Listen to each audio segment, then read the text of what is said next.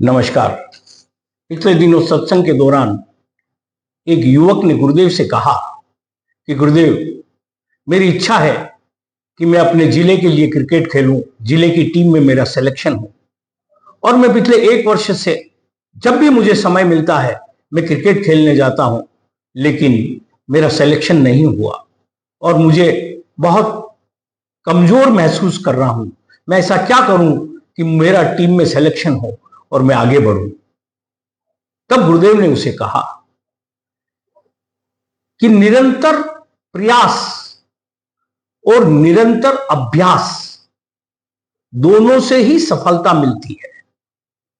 अगर आपकी सफलता नहीं हुई और आप मैदान छोड़कर हट गए तो आपने अपने अभ्यास और प्रयास को पानी में डाल दिया, यानी कि आपका लक्ष्य, आपका दृढ़ निश्चय नहीं हुआ। आपको सबसे पहले अपने आप को दृढ़ निश्चय करना होगा कि मुझे ये काम किसी भी कीमत पर करना है, तो फिर आप उस ओर लगोगे। पर एक बात और ध्यान रखो कि जीवन में आज सफल नहीं हुए इसका मतलब दुनिया नहीं हार गए। लगे रहो, पीछे पड़े रहो। अरे आपको ध्यान होगा कि हमारे यहां थॉमस एडिसन करके व्यक्ति था, वो मंदबुद्धि था, उसको उसकी अध्यापिका ने स्कूल से निकाल दिया था, लेकिन उसकी मां ने उसे हिम्मत करके पढ़ाया, आगे बढ़ाया, निरंतर उसके साथ लगी रही और फिर उसने बल्ब का आविष्कार करने की सोची।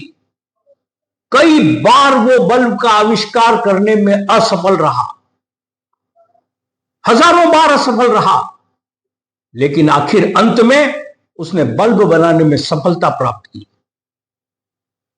इसी प्रकार हमारे महान कवि हुए कालिदास। कालिदास मंदबुद्धि थे,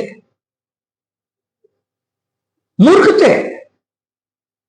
वो जिस डाल पर बैठे थे उसी डाल को काट रहे थे। उनकी पत्नी बड़ी बुद्धिमान थी, यह देखकर उसने उनको घर से निकाल दिया। यह जब उन्हें सदमा लगा और उन्होंने दृढ़ निश्चय किया कि मुझे भी ज्ञानी बनना है, और वो महान कवि बने, नाट्यकार बने। इसलिए आप अपनी वर्तमान स्थिति पर मत जाओ।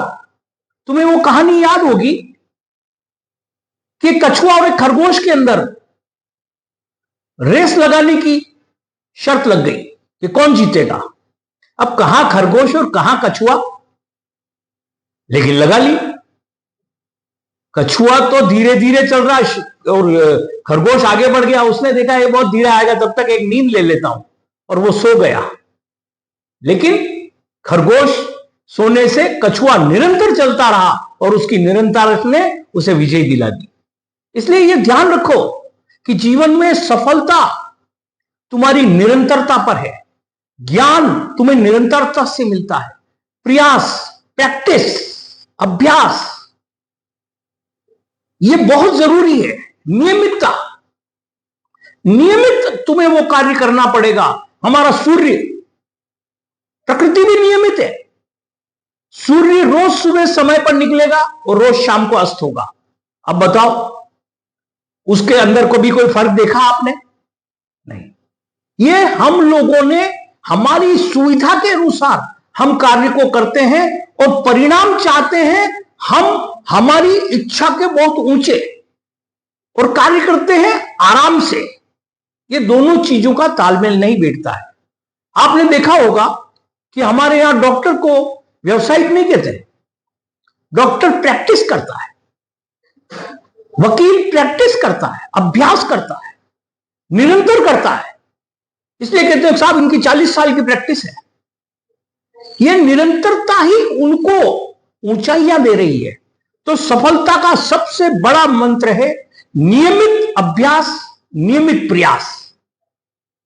इसलिए जीवन में कभी भी यह मत सोचो कि मैं ज्ञानी नहीं हूं, मेरे बुद्धि नहीं है, मेरे पास पैसा नहीं है, मैं हार गया हूं, या मेरे को सफलता नहीं मिल रही है। नहीं, कोई बात नहीं।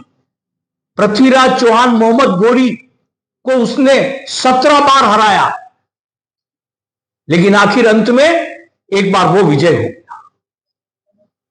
कभी भी मैदान मत छोड़ो, लगे रहो, डटे रहो। अरे मैदान छोड़ के क्या भागते हो? अभी तो 1 साल हुआ है तुम्हें। तुम ये सोचो, जिले की टीम में नहीं, मुझे भारत की टीम में खेलना है और उस तरह की मुझे प्रैक्टिस करनी है, नियमित प्रैक्टिस करनी है, और मैं एक दिन भारत के लिए खेलूंगा। बिल्कुल खेलोगे, लेकिन लक्ष्य को निर्धारित करो, दृढ़ निश्चय करो और उस पर लगो, तभी तुम सफल होगे। इसलिए नियमितता रखो, नियमित कार्य करो। नियमितता जीवन में बहुत जरूरी है और नियमितता ही तुम्हारी सफलता का मूल मंत्र है। इसलिए नियमितता करो, छोड़ दो रिजल्ट, कार्य करते रहो, सफलता तुम्हारे कदमों में अपने आप आएगी। जय हिंद, जय भारत।